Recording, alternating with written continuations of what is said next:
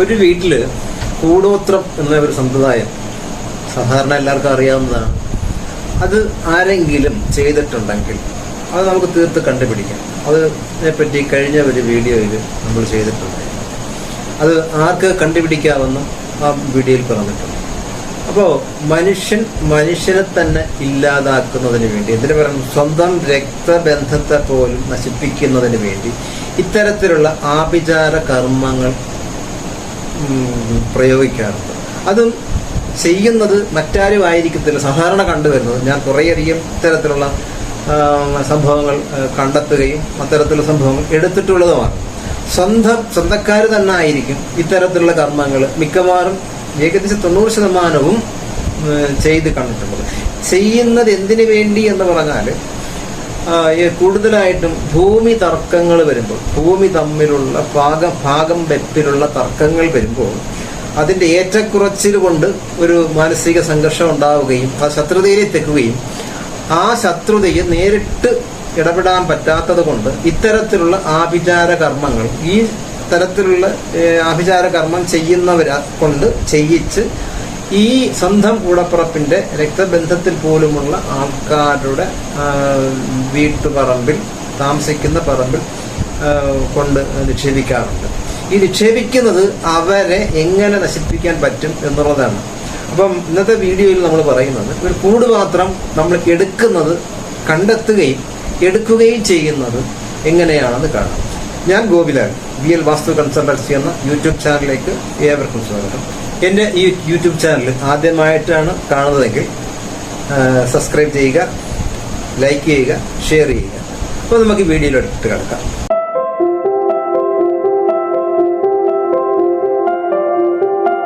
ഒരു ചെറുപ്പക്കാരൻ വീടൊക്കെ വെച്ച് താമസിച്ചു പോവുകയായിരുന്നു, കുടുംബത്തോട് താമസിച്ചു പോവുകയായിരുന്നു. പക്ഷേ ഈ വസ്തുവിൽ എന്തോ ഒരു സഹോദരങ്ങൾ തമ്മിലോ സഹോദരിമാർ തമ്മിലോ ഒരു ഏതോ വസ്തു തർക്കമുണ്ടായിരുന്നു. അത് ഭൂമി ഏറ്റക്കുറച്ചില്ല, അത് കൂടുതൽ ഇവിടാണോ കൂടുതൽ അവിടാണോ എന്നുള്ള ഭാഗത്ത് ആ വിഷയത്താൽ അവർക്ക് പരസ്പരം തർക്ക വിഷയമുണ്ടായിരുന്നു.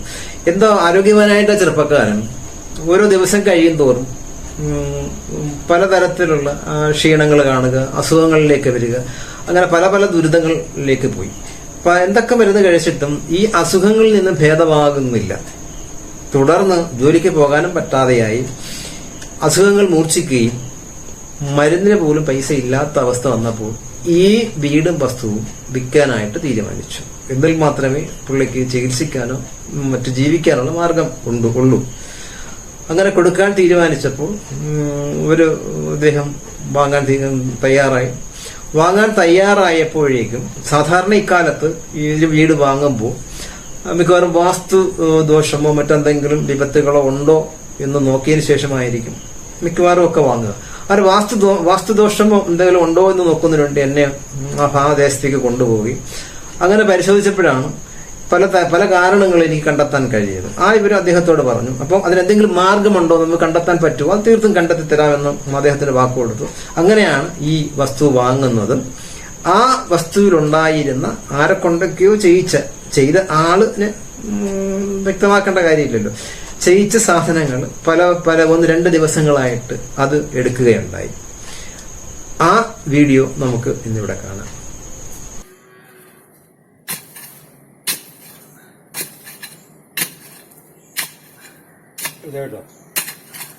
ഇനി മറ്റേ ഞങ്ങൾക്ക്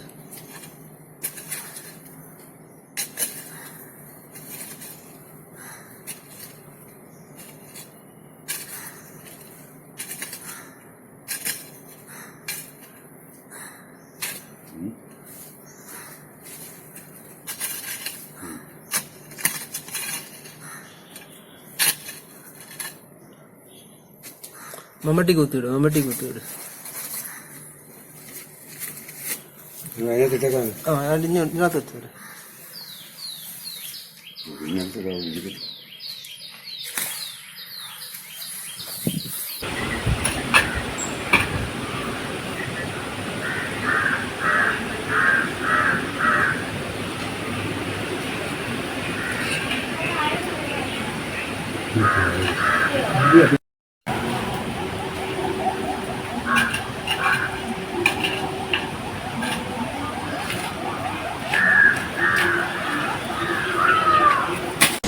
എനിക്ക് സംശയമായിട്ട് തോന്നിയപ്പോഴേക്കും ഏതായാലും ഭൂമിയുടെ മൊത്തം ഒന്ന് എല്ലാ ഭാഗങ്ങളും പരിശോധിക്കണമെന്ന് തോന്നി.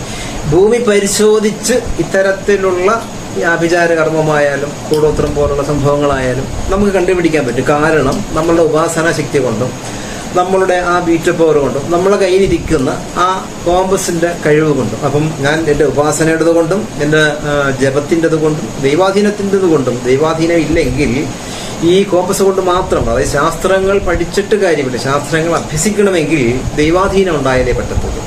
അപ്പോൾ നമ്മളവിടെ ചെന്നപ്പോൾ തന്നെ അദ്ദേഹം എന്നെ കൊണ്ട് കാണിച്ചപ്പോൾ തന്നെ എനിക്ക് ആ ഭൂമിയെ മൊത്തത്തിലൊന്ന് കാണേണ്ടത് വന്നു. നോക്കി വന്നപ്പോഴേക്കും ഇതിൻ്റെതായിട്ട് കംപ്ലീറ്റ് ഏകദേശ രൂപരേഖ ഒക്കെ മനസ്സിലാവുകയും ചെയ്തിട്ടുണ്ടായിരുന്നു. ആ രജിസ്ട്രേഷന് ശേഷം നല്ല ഒരു പ്രയാദിക്കാൻ ചെന്ന ഒരു കാരണവരെയും കൂട്ടി അവരുടെ വാങ്ങിയ അദ്ദേഹം അവരുടെ കുട്ടിയാണ് നമ്മൾ ഈ ഭൂമി പരിശോധിച്ച പല സ്ഥലങ്ങളിലായിട്ട് വ്യത്യസ്തങ്ങളായ രൂപത്തിലുള്ള 3-4 സംഭവങ്ങളെ, അതായത് ഈ ആഭിചാര കർമ്മം ചെയ്ത ആ ഉപാധിയെ നമുക്ക് കണ്ടെത്താനായിട്ടുണ്ട്. അതിൽ എന്തെല്ലാം നിറച്ചിട്ടുള്ളതാണ് എന്നുള്ളത് അത് ഭീകരമായ രീതിയിലാണ് നടക്കുന്നത്. പല തരത്തിലുണ്ട്. ചില ആൾക്കാരാണെങ്കിൽ ഈ മന്ത്രങ്ങൾ ഉപയോഗിച്ച് തകിടിലൊക്കെ തയ്യാറാക്കുന്നവരുണ്ട്. മറ്റ് ചിലർ പല തീർത്തും നികൃഷ്ടമായ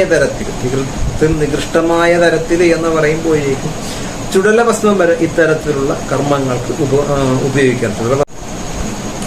ഇത്തരത്തിലുള്ള ആഭിചാര കർമ്മങ്ങൾ ചെയ്യുമ്പോൾ, അതായത് കൂടോത്രമായാലും മറ്റേതെങ്കിലും തരത്തിൽ ഒരു മനുഷ്യന് ഉപദ്രവകരമായി വരുന്ന അല്ലെങ്കിൽ ഒരു കുടുംബത്തിന് ഉപദ്രവകരമായ കർമ്മം ചെയ്യുമ്പോൾ അത് കണ്ടെത്തിക്കഴിഞ്ഞാൽ അതിൻ്റെ ഭവിഷ്യത്ത് ഈ കുടുംബാംഗങ്ങൾ അനുഭവിക്കുന്നതിനുപരി ഇത് രൂപപ്പെടുത്തി കൊടുത്തവർക്കും, അതായത് തയ്യാറാക്കി കൊടുത്തവർക്കും, ഇത് ചെയ്യിച്ച് ഈ ഭൂമിയിൽ നിക്ഷേപിച്ചവർക്കും ഇതിന്റെ ദൂഷ്യഫലങ്ങൾ അനുഭവിക്കേണ്ടി വരും എന്നുള്ളതാണ് ഇതിന്റെ യാഥാർത്ഥ്യം.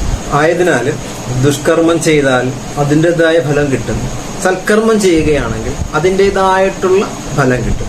അപ്പോൾ ശ്രദ്ധിക്കേണ്ടതെന്ന് പറഞ്ഞാൽ നീതിസാരത്തിൽ പറഞ്ഞതുപോലെ ആദിത്യാൻ ശരീരാനി വൈഭവം നവശാശ്വതം നിത്യസന്നിഹിതേ മൃത്യു കർത്തവ്യോ ധർമ്മസമുഗ്രഹം. നന്ദി, നമസ്കാരം.